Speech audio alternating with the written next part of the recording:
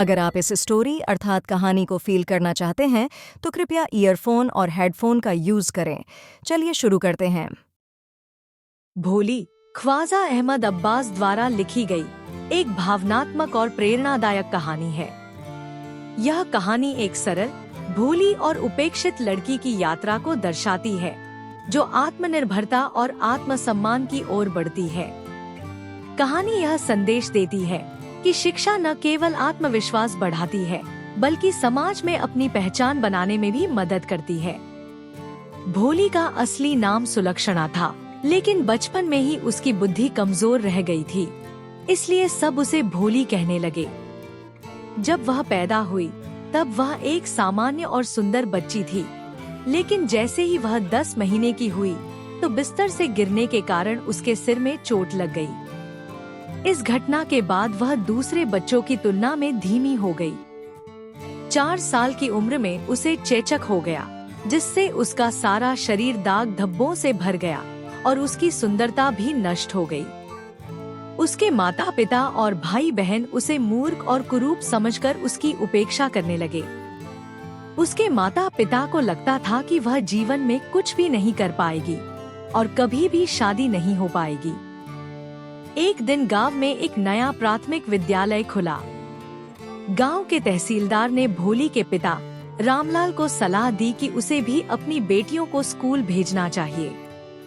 हालांकि रामलाल को शिक्षा का महत्व नहीं पता था, फिर भी उसने सोचा कि उसकी बाकी बेटियां शादी कर लेंगी, लेकिन भोली की शादी मुश्किल होगी। इसलिए उसने उसे स्कूल भेजने का फैसला किया, ताकि शायद कोई पढ़ा लिखा लड़का उसे अपनाने के लिए तैयार हो जाए। भोली की माँ को यह सब बिल्कुल पसंद नहीं आया, क्योंकि उस समय लड़कियों को स्कूल भेजना अच्छा नहीं माना जाता था। लेकिन रामलाल ने जोर दिया और भोली को स्कूल भेज दिया। जब भोली पहली बार स्कूल गई तो वह बहुत डरी हुई थी। उसने पहले कभी स्कूल नहीं देखा था और वह वहां जाने से बहुत घबराई हुई थी। स्कूल में उसकी शिक्षिका बहुत दयालु और सहानुभूति रखने वाली थी।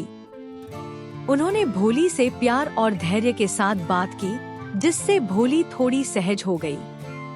भोली को पहली बार महसूस हुआ कि कोई उसे स्नेह और अपनापन दे रहा है। शिक्षिका ने उसे आत्मविश्वास दिया और अपनी बात रखने की हिम्मत दी।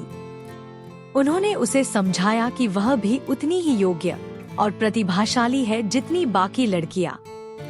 समय बीतने लगा और भोली को स्कूल में पढ़ाई अच्छी लगने लगी। उसकी शिक्षिका ने उसे धैर्यपूर्वक पढ़ाया और उसे सही बोलना सिखाया। धीरे धीरे वह साफ और आत्मविश्वास के साथ बोलने लगी। कुछ वर्षों बाद वह शिक्षित, समझदार और आत्मनिर्भर लड़की बन गई। अब वह डरपोक और कमजोर भोली नहीं रही, बल्कि उसने अपने आत्मसम्मान को पहचान लिया था। जब भोली युवा हुई तो उसके माता पिता ने उसकी शादी तय कर दी। लड़का बिशंबर नामक एक अधेड़ उम्र का व्यक्ति था, जो बहुत अमीर था लेकिन लंगड़ा था।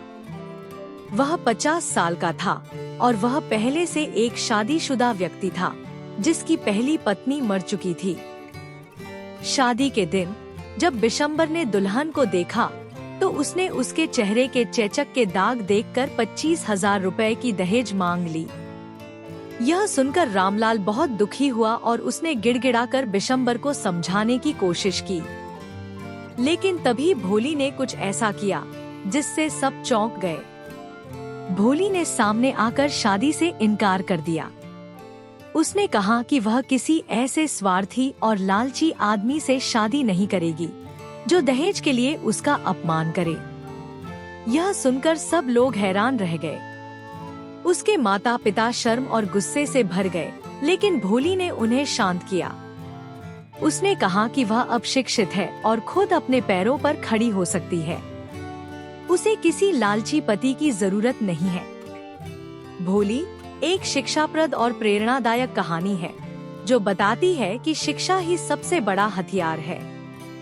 भोली, जो एक डरी हुई, असहाय लड़की थी, अंत में एक सशक्त और आत्मनिर्भर महिला बन गई। उसने यह साबित किया कि एक लड़की भी अपने सम्मान और आत्मसम्मान के लिए खड़ी हो सकती है और किसी के भी सामने झुकने की जरूरत नहीं है। अगर आपको वीडियो अर्थार्थ कहानी को सुनने में फील आई हो तो वीडियो को लाइक और चैनल को सब्सक्राइब करें। मिलते हैं अगले वीडियो में किसी अगले कहानी के साथ। तब तक के लिए प्रणाम।